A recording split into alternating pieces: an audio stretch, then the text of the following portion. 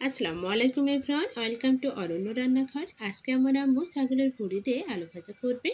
তাই আমি বলেছি আজকে রান্নাটা একটু ভিডিও করব, তাই তুমি সব কিছু একটু আস্তে আস্তে দিও আর আলাদা আলাদা করে দিও। কিন্তু সে আমার কথা মানতেই চাইছে না। তার কথা আমি সব কিছু একবারেই দেবো, তুমি যা করার করে নাও। আপনারা দেখতেই পাচ্ছেন রসুন, পেঁয়াজ, মরিচ ও মশলাপাতিগুলো সব কিছু দিয়ে একসাথে নাড়াচাড়া করতে শুরু করেছে। সব কিছু একসাথে নেড়েচেড়ে হালকা ভেজে নিয়েছে। এবার ঝুড়ি ধরে আলুগুলো দিয়ে দিয়েছে।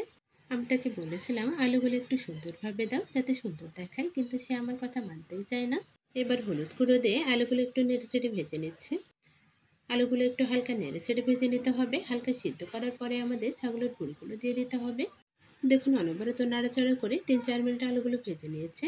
এবার আমাদের হালকা ভেজে রাখা আলুর মধ্যে ছাগলের ওজগুলো দিয়ে দিতে হবে। ওজগুলো দেওয়ার সময় আমি তাকে বলেছিলাম ওজের বাটিটা একটু সামনে সামনে ধরে রেখো।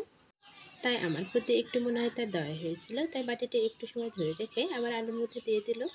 এবার আলুর সাথে ওস্টার নেড়েচেড়ে খুব ভালোভাবে ভেজে নিতে হবে। অনবরত নাড়াচাড়া করে ভেজে নিলে আমাদের ওজ ভাজাটা একদম রেডি হয়ে যাবে। দেখে নিশ্চয়ই বুঝতে পারছেন আজকে ভিডিও তৈরি করার সময় ইতিহাসটা ঠিক এরকম ছিল।